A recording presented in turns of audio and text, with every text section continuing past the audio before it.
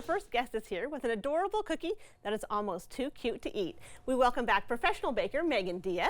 Hello, my friend. Good to see you. you. What a cute heart.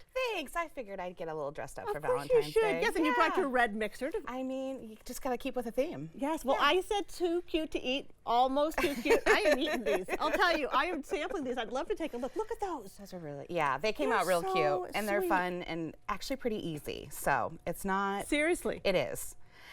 I made the dough and made some tweaks to it to make it super easy to roll out. Okay.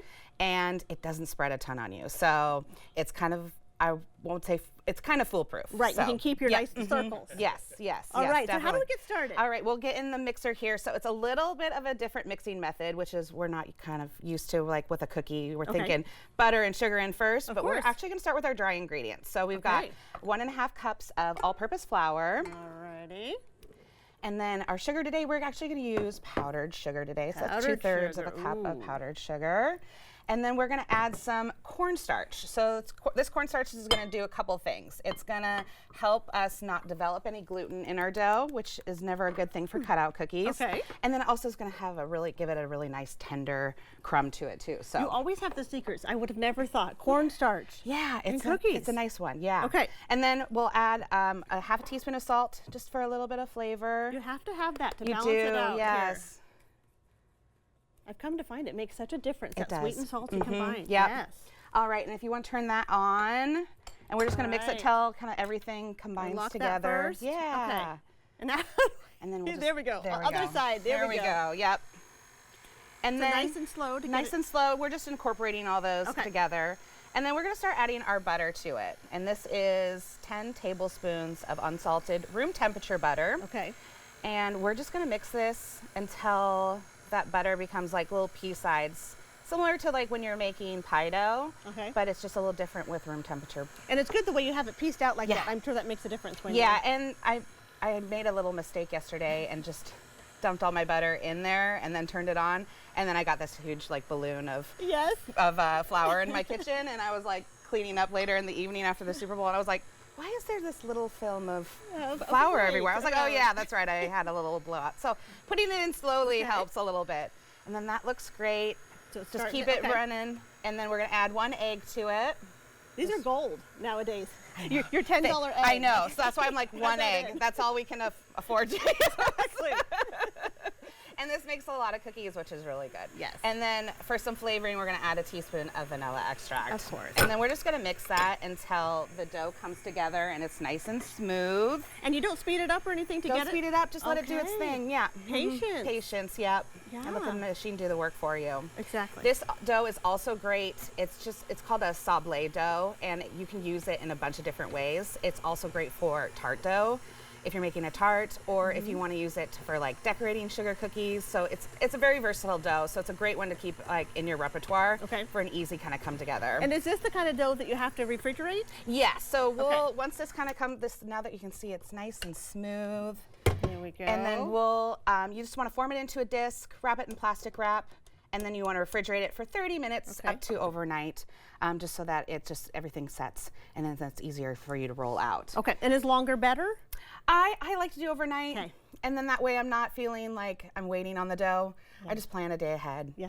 Or if you want to plan a week ahead and pop it in your freezer and then just pull it out the day before, you can do that too. So. All right. And then you're going to roll it out to 1/4 inch thick, and then you're going to cut them into your desired shapes. So today we're doing hearts for Valentine's Day, but you can do whatever shapes you want. So you just want to pick a cookie cutter the size that you want the cookie to be, and then you want to pick one that's a little bit smaller. So you're going to cut all of them out, and then half of them you're going to cut out the center. Okay. And save those centers because they're nice little treats too. So don't throw those away. And depending on your cookie cutter, I mean, you really could make this any holiday. Any holiday. And you can change up the jam, you can change up the flavor. It's really kind of a nice, versatile cookie to kind of keep around. So. And I was kind of thinking that we would bake them already done, but you're baking them separate. You're baking them separate. Okay. Yep. And then to decorate, we're gonna top the ones that we've cut out with powdered sugar. Okay. And we're gonna do that now so we don't cover up the jam, because we want to see the jam too. So just lightly. I just have it powdered sugar in a little sieve here. Baker's Secret. And then you're just gonna coat it. That way you don't have to make, you know, it doesn't have to be precise. Just make sure it's nice and covered. And of course you do it now, so you get that nice red jam without powdered sugar all over it. Yeah, exactly. And then we're gonna fill the ones we haven't cut out. So in these piping bags, I have raspberry jam and a little bit of rose water. So just kind of a nice little nod to Valentine's Day with the roses. And this is just jam. Just jam, store-bought jam, whatever one you love. So you're gonna pipe about a teaspoon, and I like to get kind of all the way around, but leave a little bit of an edge, because once you push it down, it'll squirt, you know, it'll squish out a little bit more. Ah, this is fun.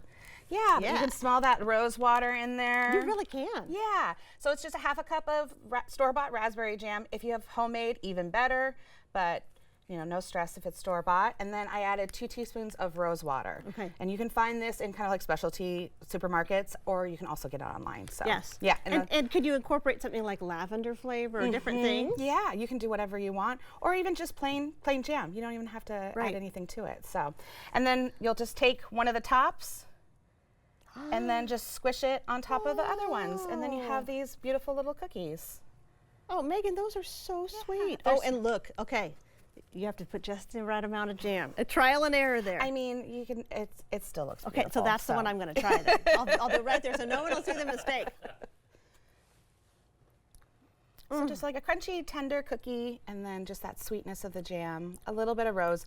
Go easy on the rose. It's just a couple teaspoons. So. But it just gives it like a little fruity flavor to it. Yeah. Oh, that's delicious. And it smells lovely too. So. Thank you so much. Yeah. Yes, and we are going to put the recipe on our website. Yes, of for course. everyone to try these at home before Valentine's Day. It's delicious.